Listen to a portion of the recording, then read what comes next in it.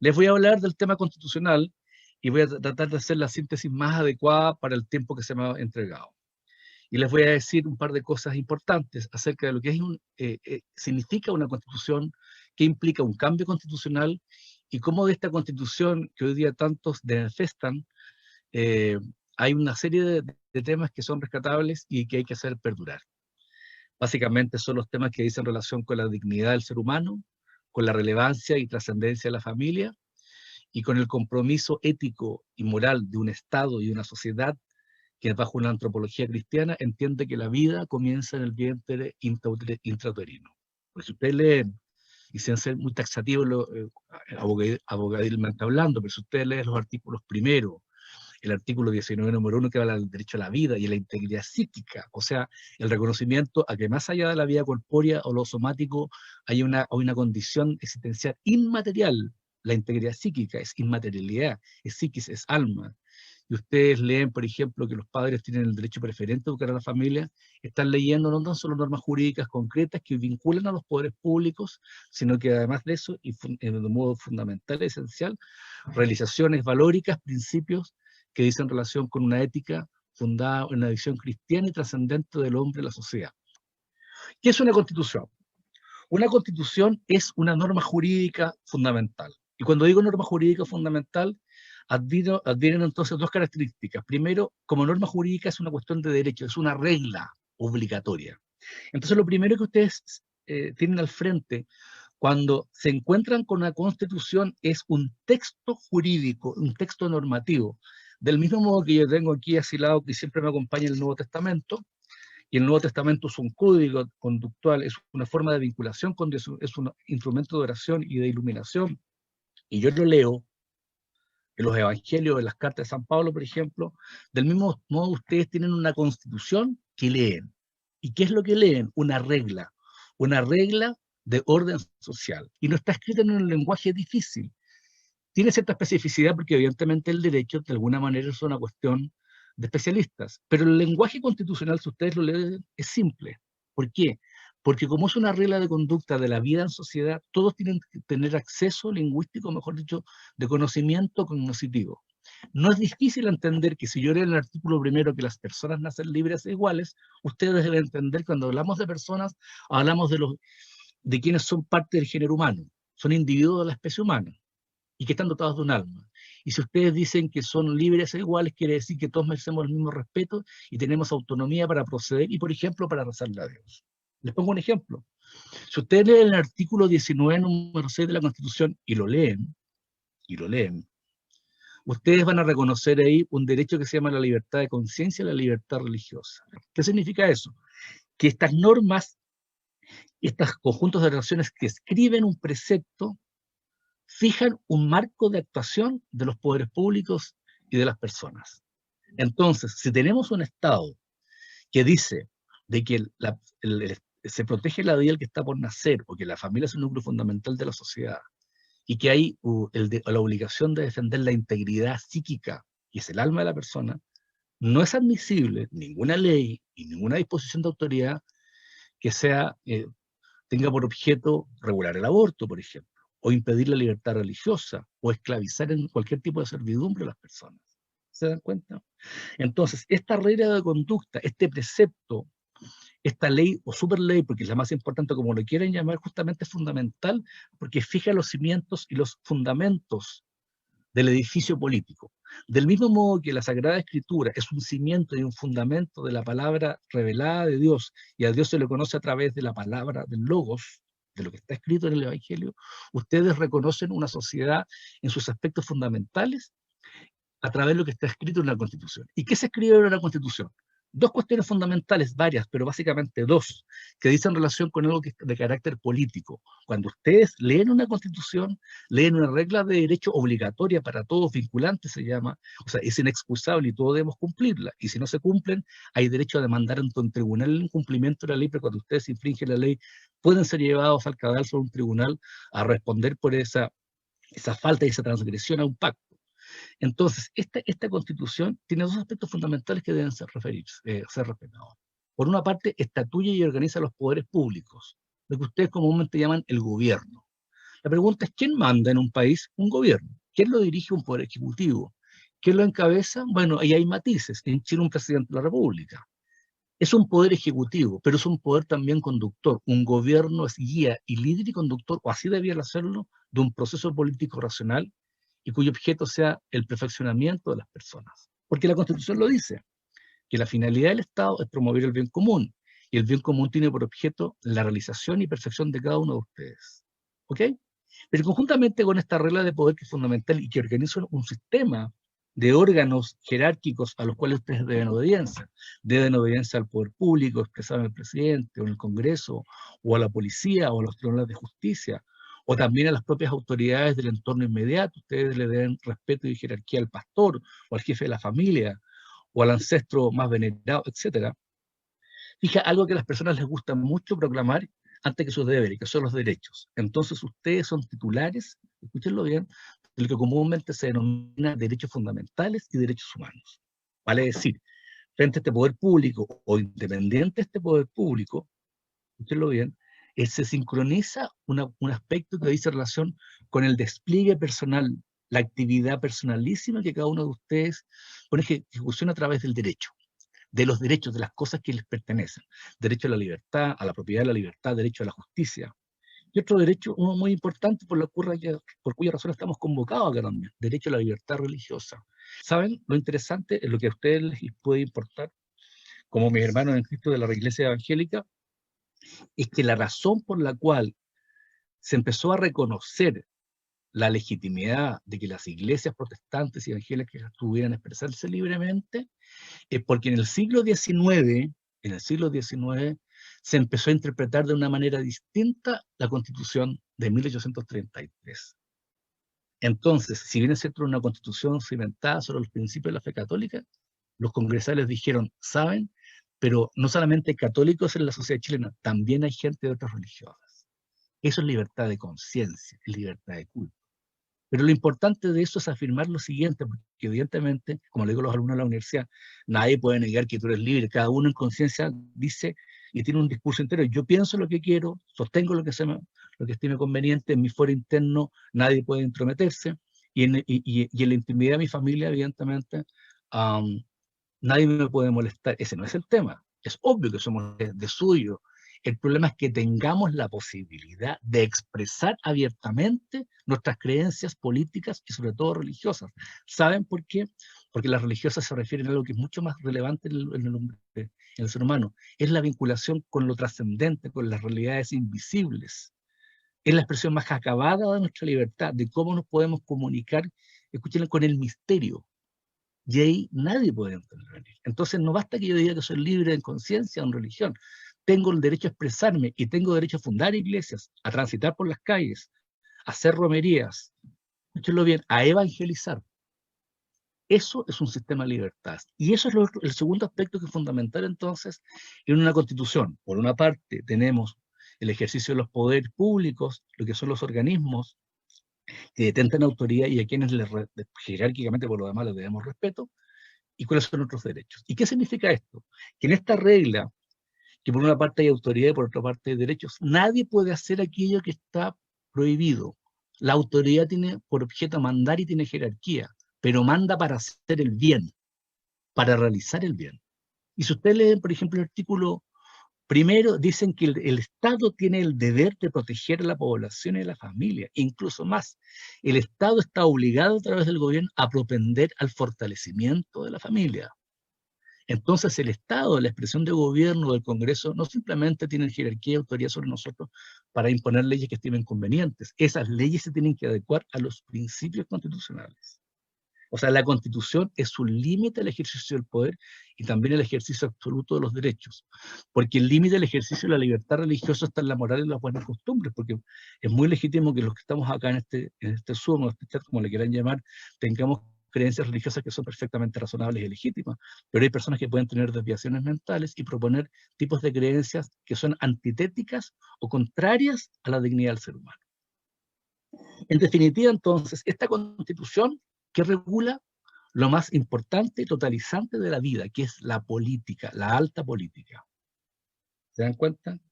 Y la política que es libre se desenvuelve a través de las instituciones de poder y a través de los derechos fundamentales. Sostenido esto, y teniendo claro que entonces que la Constitución es una suerte de código o de superley cuyo objeto es regular la actividad política, nos enfrentamos a una hecatombe, una cuestión grave de definición.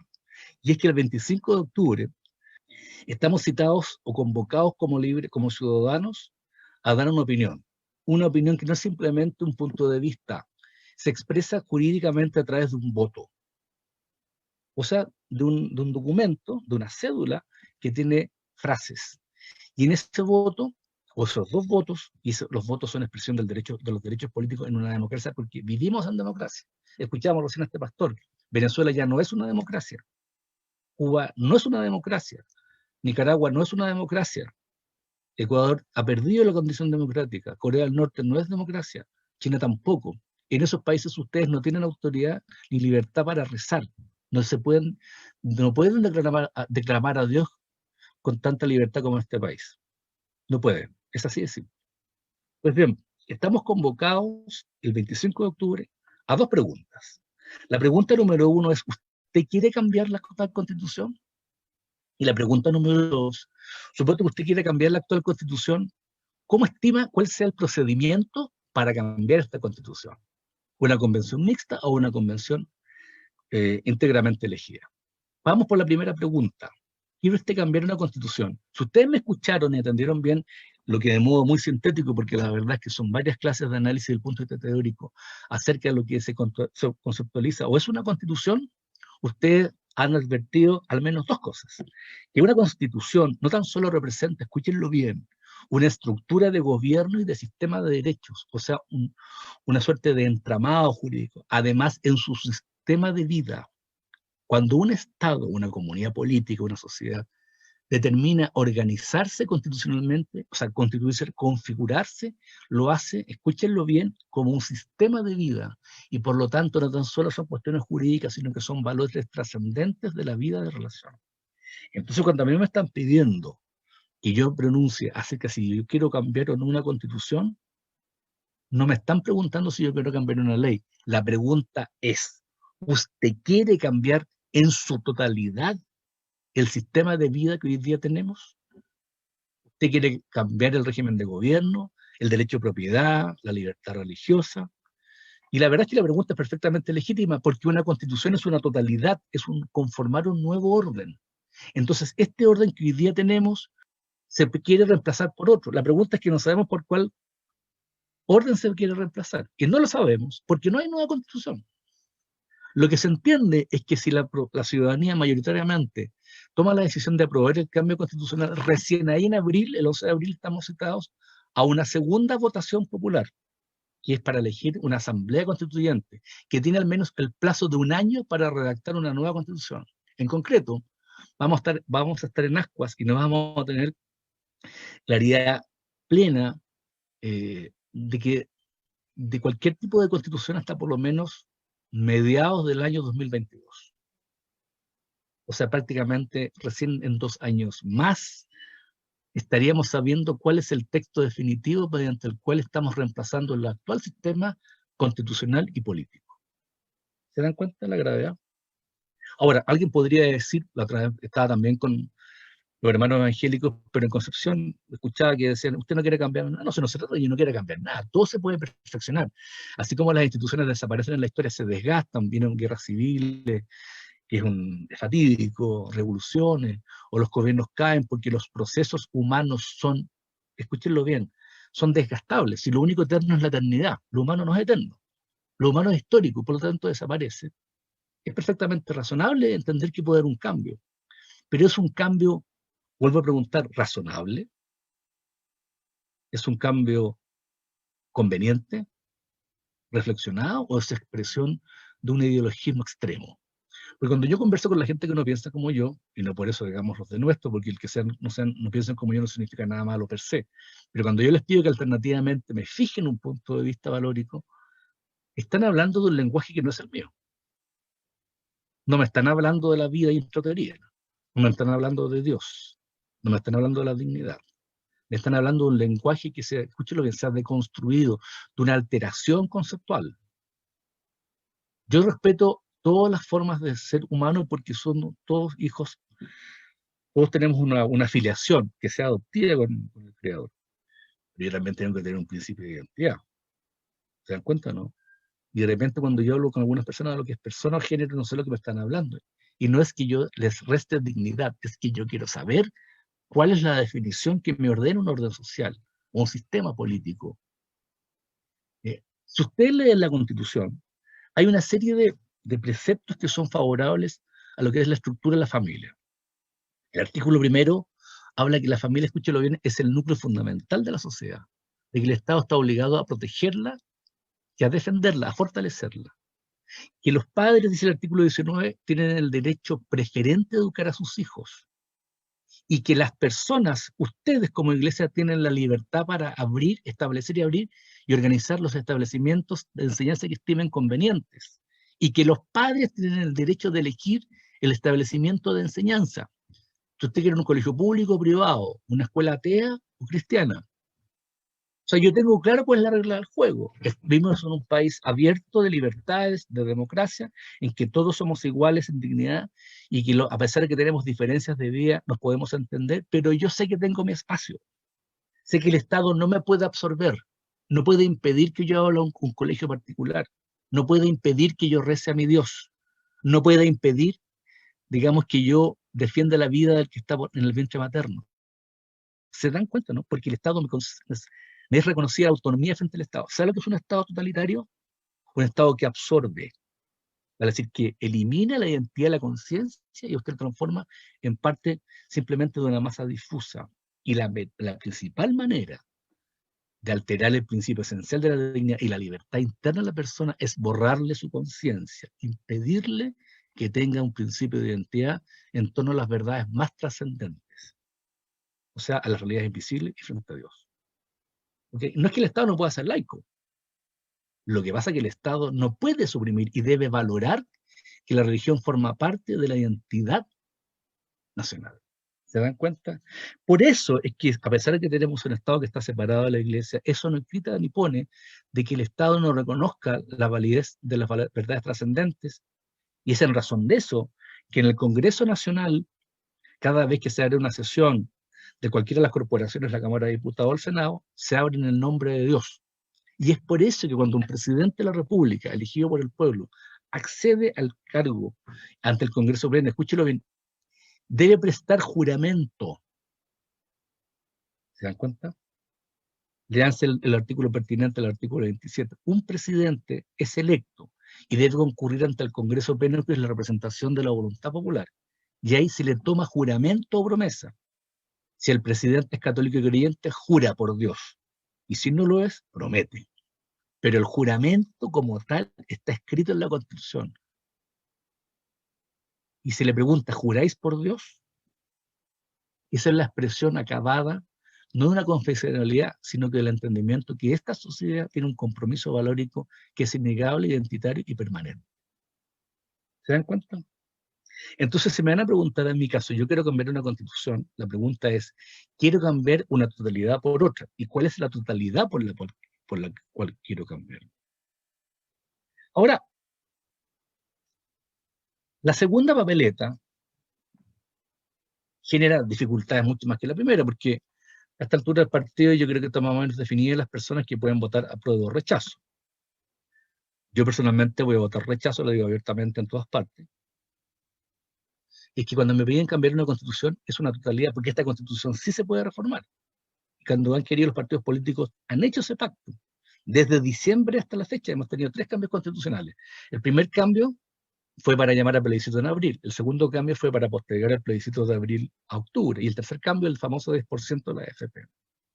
O sea, cuando las mayorías se coluden o se entienden, es razonable entender que puede haber una modificación. Así que eso es una falacia, por no decir una soberana mentira y necedad o tontera, decir que no se puede. Lo que pasa es que el afán no es perfeccionar un sistema, sino que reemplazarlo por otro. ¿Ok? Entonces la pregunta es, ¿apruebo o rechazo? El problema está en la segunda papeleta, porque hay 2 vías. La papeleta A y B, o sea, en una papeleta hay 2 preguntas, A y B, primera y segunda. ¿Usted quiere que la actual Constitución se redacte por una convención mixta o por una convención íntegramente elegida? En el caso de que fuera una convención mixta, se eligen a 172 representantes. Y en el caso de una convención íntegramente elegida, se eligen 155. ¿Y cómo se eligen a los representantes? Les voy a decir cómo. Por el mismo sistema electoral o el modo que ustedes eligen diputados. Cada uno de ustedes está adscrito a un distrito dentro del cual votan por un diputado. Bueno, van a ser convocados el 11 de abril, si eventualmente se gana la prueba, a una elección de convención constituyente en que van a ir a votar del mismo modo que se votaran por una lista de diputados. La convención mixta está integrada en su mitad, 86, por miembros del Congreso. O sea, el actual Congreso, en la conformación plena de la Cámara de Diputados y el Senado, de su seno elige 86 representantes. Y los otros 86 los elige el pueblo. Más, si en la segunda papeleta la gente vota mayoritariamente por la convención constituyente íntegramente elegida, los 155 representantes populares se eligen en una elección universal, en un sufragio por universal. Todos, ¿ok? Entonces, mientras en el primer caso hay inminencia para que la mitad esté conformada por el Congreso, en el segundo caso, todos son íntegramente elegidos. Y esta democracia se defiende con el voto. Y por eso que ustedes tienen que ir a votar, porque esto es un voto libre. Y eso hace que seamos una república, un sistema de derecho. Y esa democracia y esa república es la que nosotros tenemos que saber defender. Al terminar, yo quiero plantearles algo que para mí es sumamente importante, porque esta no es una lucha simplemente conceptual jurídica, esta es una lucha cultural. Y más que eso, tiene una réplica trascendente. Yo les quiero leer, que dice Efesios 6, versículo 10. Quiero que lo escuchen. Por lo demás, fortalezcanse en el Señor con su energía y su fuerza. Lleven con ustedes todas las armas de Dios para que puedan resistir las maniobras del diablo. Pues no nos estamos enfrentando a fuerzas humanas, sino a los poderes y autoridades que dirigen este mundo y sus fuerzas oscuras, los espíritus y fuerzas malas del mundo de arriba. Tengo el absoluto convencimiento que esa es la lucha final. Muchas gracias de que me hayan podido escuchar.